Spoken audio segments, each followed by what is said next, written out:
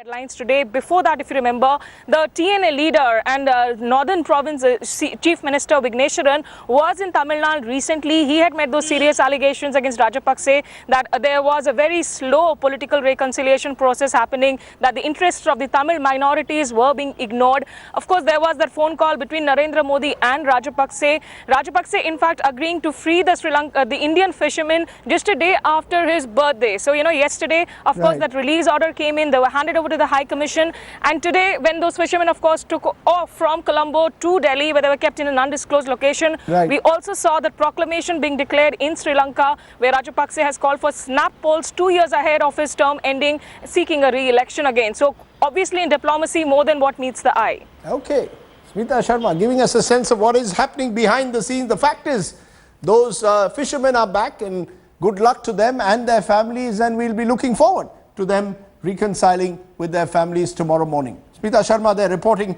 from outside the Ministry of External Affairs. Let's turn to our ground report tonight, and it's coming from the siege at Rampal's ashram. That's right, that siege may be over, but the human cost of the standoff is slowly emerging. Rampal himself was sent to judicial custody today till the 28th of the month, but Headlines Today's crew went inside the ashram and has found innocent children who were held hostage and used as human shields. Many of them are now torn apart from their families. After we aired their plight this afternoon, the Haryana government has put them under state protection, launched a search for their missing parents. Ankit Tyagi with tonight's ground report. Mummy सही है और कुछ नहीं सही है। किसके साथ आए थे? मम्मी के साथ आए थे यहाँ? Paramjeet, aged 6. His younger brother Amarjeet is 4 years old. Their little sister Vandana, only 3. They were separated from their mother during the 2-day-long standoff at Rampal's Satlok ashram. हमें नहीं पता हमारी मम्मी कहाँ पर गई है। पुलिस ने कोई रोनी आपको कुछ घर पहुँचाएंगे। अहमद ने हमारी मम्मी सही है और कुछ नहीं सही है। An hour after Headlines Today aired the story, the Haryana DGP promised to take action, saying the children will be taken under state protection till they are reunited with their mother. यदि इन्हें अपने घर का मालूम होगा तो वहां छुड़वाया जाएगा, अन्यथा तब तक स्टेट प्रोटेक्शन में रखा जाएगा. The standoff is ended. The man is behind bars. But Rampal's victims, innocent men, women and children, are yet to pick up the pieces of their lives. आप तीनों अपना नाम बताइए मुझे. परमजीत. आपका नाम? अमरजीत. आपका नाम? वंदना. वंदना. आ जाओ बेटा. मीडिया से पूछ लो. These young kids are here. Their parents, in fact, are not being able to. They are missing. Young kids. They don't know where their mother is. For these little ones, there is only desperation. What is the police doing with such children? Local administration and police, they are busy sending them home.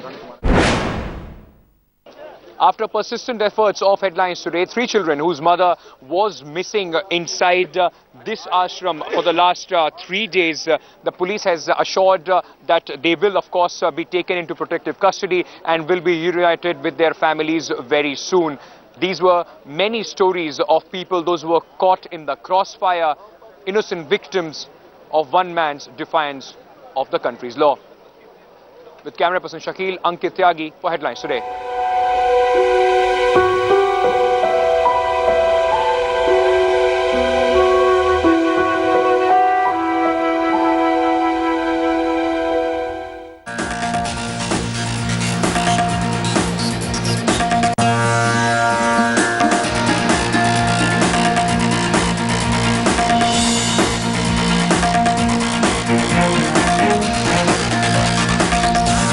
Welcome back. Let me turn to another of our top stories on the news today at 9.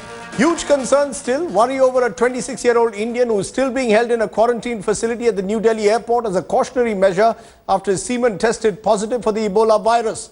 He's the first confirmed patient diagnosed with the virus to have landed in the country. What we are now being told is that his samples of his other bodily fluids are being sent to the National Center for Disease Control. He will be kept in isolation till these tests are confirmed negative. According to sources, if samples of the virus are detected, The Health Ministry is mulling over the possibility of screening co-passengers who were travelling with the patient. Okay, so how serious is the challenge being posed by Ebola to the country? Joining me now, Dr. Sanjeev Bagai. He joins me. He is CMD at the Nephron Clinics and Health Centre and also setting up a hospital with the Manipal Group. Also joining me, Shailaja Chandra, former Secretary in the Ministry of Health and Family Welfare. Appreciate both of you joining us. I want to come to you, Dr. Bagai, first. Your sense from what you've seen so far, do we have cause to worry after a 26-year-old Indian working in Liberia who was treated and cured of Ebola in September has been kept in isolation? Do you believe that there could be many more such cases that perhaps have gone undetected? Yes, it's partly yes and partly no. Ebola has been there in Central Africa for a very long time. It was first detected in 1976. The present strain, which is called as Zaire strain, is much more virulent and has almost 80-90% fatality rate.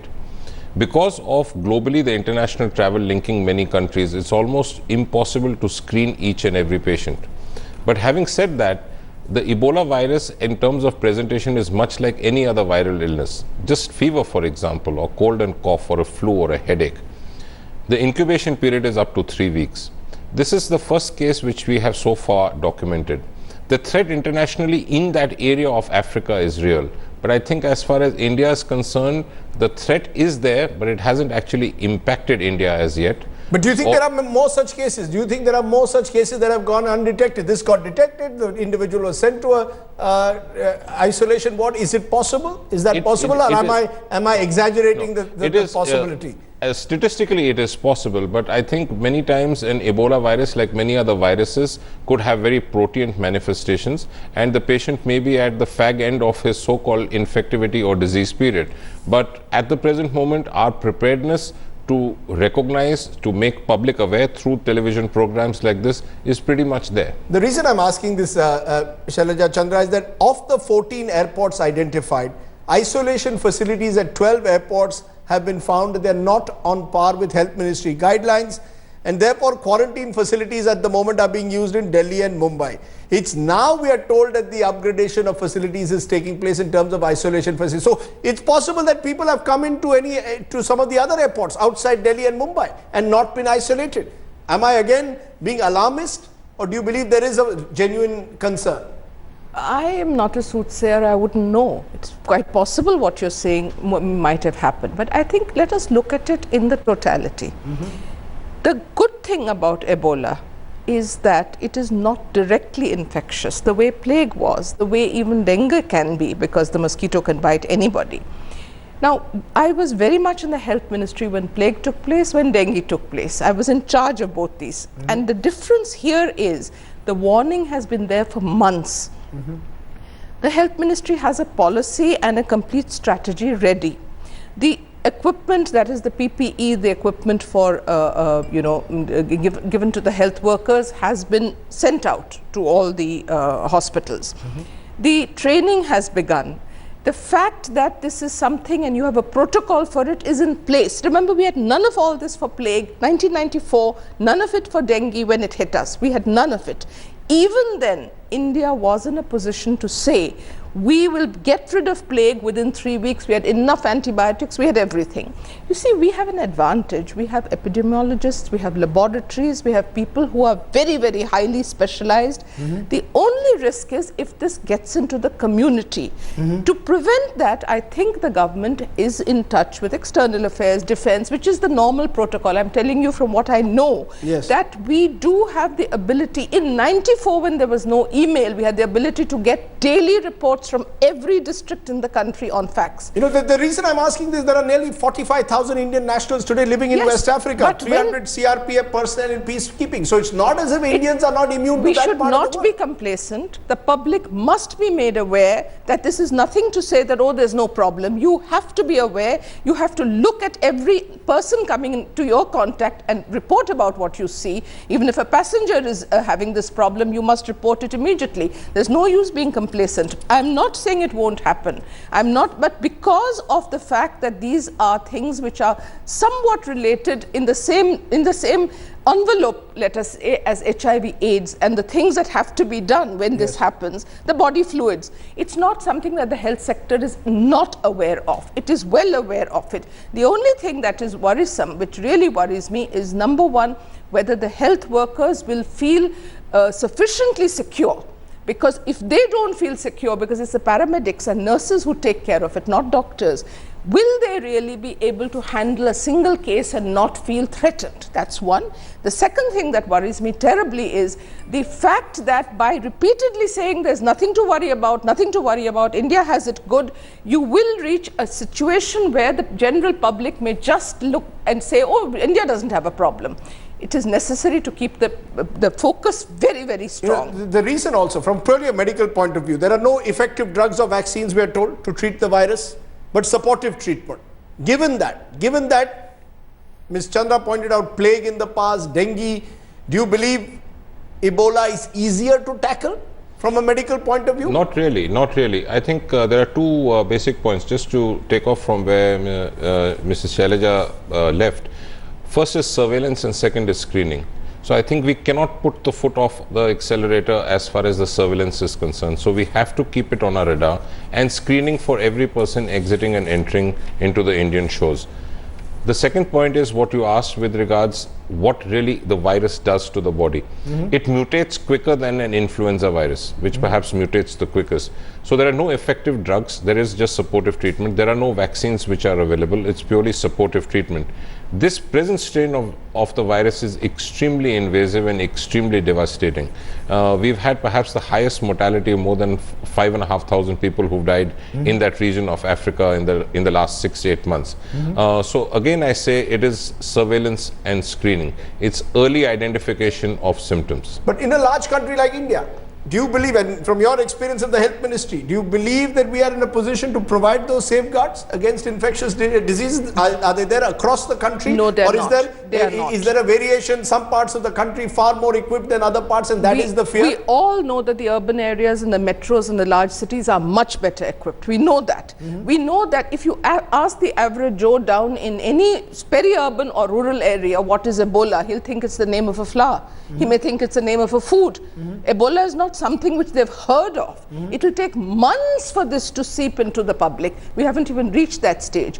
Our general public health infrastructure, neither public sector nor private sector is ready for it. The training has not percolated. All I'm saying is we got the warning well in time, and the fact that this is being reviewed constantly. Nobody has told me this, but I tried to find this out at all levels in the government, in the cabinet secretariat, in the health ministry. We never had that luxury. So you're saying we are actually better off today in 2014 certainly than we were 20 years ago when it came to plague. So those who are being alarmists, like news anchors, perhaps need to get a reality check for themselves. You're doing the right thing. Okay. The public must know.